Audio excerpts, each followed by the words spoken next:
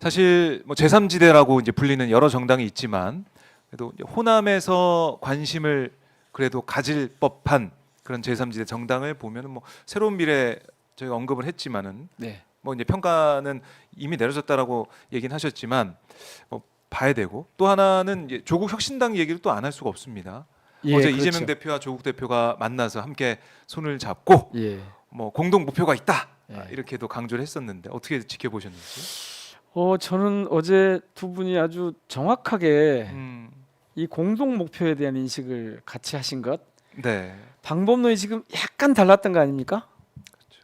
그 이 조국 혁신당, 네, 조국 혁신당, 조국 혁신당. 뭐 어쨌든 조국 혁신당이 예, 출범한 이 시점과 그 과정과 앞으로 선거 전략이라고 하는 차원에서 보면 저는 네. 제가 이미 오래전에 어디서 인터뷰를 하면서 그런 말씀을 한번 드렸어요.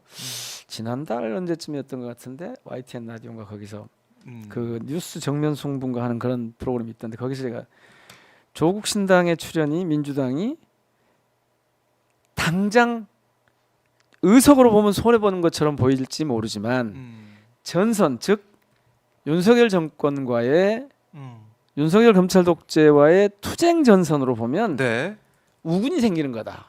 한쪽 날개가 더 생기는 거다. 그렇다고 해서 뭐 하객진에서 양쪽 날개가 될지는 모르겠습니다만은 그 날개의 어떤 부분인가가 더 확장되는 거다. 제가 그렇게 표현을 한 적이 있는데 어제 저는 그런 느낌을 받았어요. 그리고 제가 이재명 대표로부터 한 번도 조국 신당에 대한 부정적인 얘기를 어디서 말씀하셨다는 얘기를 들어본 적이 없어요. 저한테도 뭐 그런 말씀하신 적이 없고. 네, 그리고 언젠가 이 조국 신당의 그 출범 소식이 알려지고 여기서는 더불어민주연합이 이제 연합체를 꾸려가는 과정에서 당시에 우리 쪽 단장을 맡고 있던 박홍근 단장이 문을 확 닫았잖아요. 그랬죠. 그래서 제가 그때 바로 왜 문을 닫냐? 그거는 저는 그렇게 봐요. 이재명 대표가 당시에는 그 대우를 흐트러뜨리지 않고 그대로 유지하는 게 우선 중요했고 조국 신당은 그러니까 조국 혁신당은 새로 출범하지만 이것이 아까 말씀드린 것처럼 전선에서는 같이 서 있게 되기 때문에 네. 지금처럼 가는 방식이 저는 온당하다고 봤다라고 보고 그래서 제가 그렇게 왜 그렇게 문을 빨리 닫느냐고 했는데 거기에 대해서 당에서나 누구나 아무도 저한테 온당하지 않다고 얘기하지 않았어요. 심지어 대표도 그 말씀에 대해서 아무 말씀 안 하시더라고요. 자, 그렇죠. 저는요. 네. 오늘날 한국 정치 현존하는 정치인들 중에 가장 정치 상황에 대해서 분석을 정확하게 하고 판단을 잘하는 사람이 누굴까? 이른바 정부 감각이 가장 탁월한 사람이 누굴까? 저는 이재명 대표라고 봐요.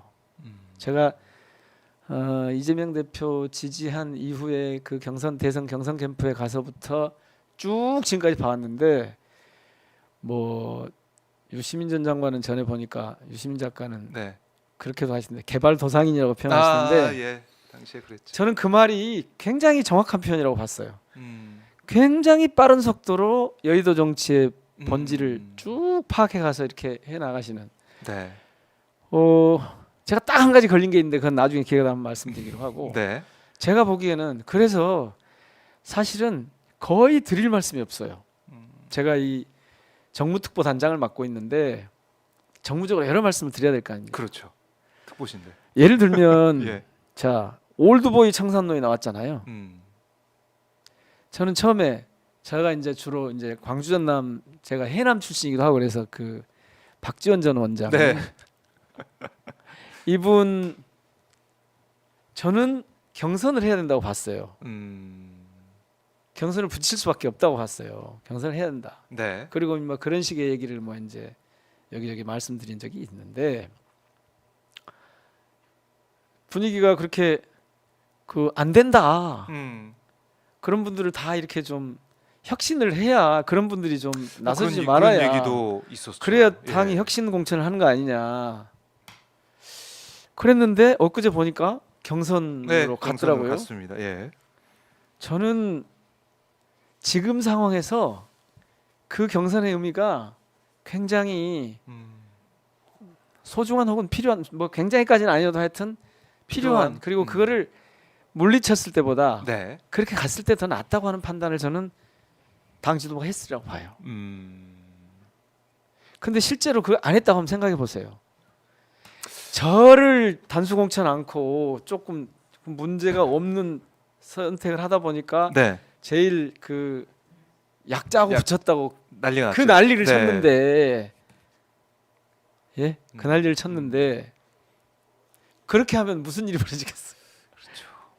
물론 그러니까 권양엽 지금 그 후보도 네. 제가 보기에는 여성 전략직으로 한다면 여성들끼리 붙이는 게 어쩔까 싶은 생각이 있거든요. 근데 그냥 그래요? 그러고 그냥 네. 소동영 현직하고 예, 붙이잖아요. 예. 그러니까 이런 판단들, 이런 상황 분석, 방향 잡기 이런 데서 저는 당 지도부가 굉장히 지금 정확하게 해나가고 있다고 봐요. 그런데 왜 저렇게 시끄러운 게 많을까? 180석으로 출발한 정당이에요. 그렇죠. 170석 가까이 되는 정당이에요. 네.